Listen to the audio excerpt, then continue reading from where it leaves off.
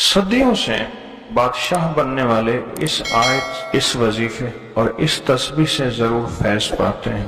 صدیوں سے جو بادشاہ بنتے ہیں، جو شہنشاہ بنتے ہیں، وہ اس وظیفے سے ضرور فیض پاتے ہیں کہ بندہ فقیر سے شہنشاہ بن گیا، بس یہی ہے۔ اور آپ کی زندگی میں، یعنی حضرت امام جعفر صادق کی زندگی میں اس کے بہت فوائد، اس کے بہت فضائل، اس کی بہت برکات اور اس کے بہت کمالات۔ پوچھا اس کا فائدہ کیا ہے؟ اور میں بس فقیر سے شہنشاہ بنا دیتا، یہ اس کا فائدہ۔ اس آیت کے اندر تسخیر ہے، اس آیت میں رزق ہے، تسخیر ہے، اس آیت میں رزق ہے، اس آیت میں درازی عمر ہے، اس آیت میں نہ ختم ہونے والا ایسا نظام ہے کہ اس آیت پہ یقین کرنے والا، میرا لفظ ذرا یقین بھی یقین سے سنیے گا، یقین بھی یقین سے سنیں، اس آیت پہ یقین کرنے والا، اس آیت کو پڑھنے والا، اس آیت کو اپنی زندگی کے معمولات میں شامل کرنے والا کبھی منگتا نہیں ہو سکتا انشاءاللہ۔ اس سے اگلی بات یہ ہے کہ اس آیت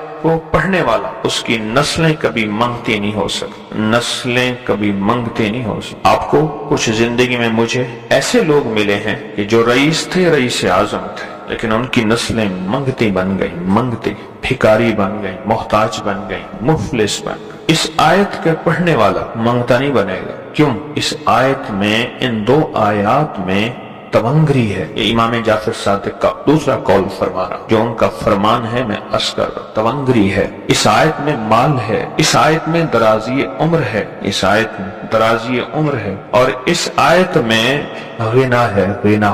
اغننی بفضلک امن سوا، مجھے فضل، مجھے پتا ہے مولا میں غنی ہوں گا تیرے فضل سے۔ وَأَغْنَنِي، محنت سے نہیں، اس فکرے کو خاموشی سے غور سے سنیں۔ وَأَغْنَنِي، میں غنی ہوں گا اگر ہوں گا تیرے فضل سے، مجھے کلمہ نصیب ہوگا اگر ہوگا تیرے فضل سے، مجھے قبر میں نکیرین کے سوال و جواب میں آسانی ہوگی اگر تو ہوگے تیرے فضل سے، اور یہاں تک کہ اگر مجھے جنت ملے گی تو تیرے فضل سے ملے گی، جنت بھی اگر ملے گی تو تیرے فضل سے ملے گی، جنت بھی ملے گی تو تیرے فضل سے ملے گی۔ اس آیت میں، یعنی ان دو آیات میں غنا ہے، غنا ہے اس آیت میں، اور اس میں ضرورتوں کا پورا ہونا ہے، حاجات کا پورا ہونا ہے، اور اس آیت میں کفایت ہے، کفایت۔ ایک بندے کا کھانا 100 میں پورا ہو جانا یہ کفایت ہے۔ 1 روپے سے میری ضرورتیں پوری ہو جائیں، چاہے تو لاکھ کو میرا روپیہ کر دے تو میرا اللہ چاہے روپے کو لاکھ کر دے،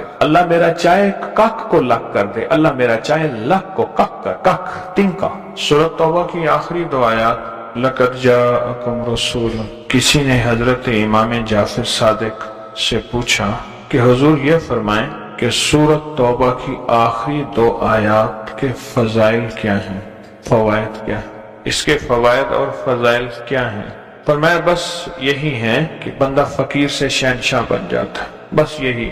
کتنے بڑوں نے، مخدوم نوح صاحب، حالہ سندھ، بہت بڑی ہستی ہیں، مزار ہے، دربار ہے، مخدوم محمد نوح حالہ سندھ میں، ان کی عمر بہت لمبی تھی۔ کسی نے ان سے درازی عمر کا راز پوچھا، فرمانے لگے میری درازی عمر کا راز سورۃ توبہ کی آخری 2 آیات، مخدوم نوح صاحب۔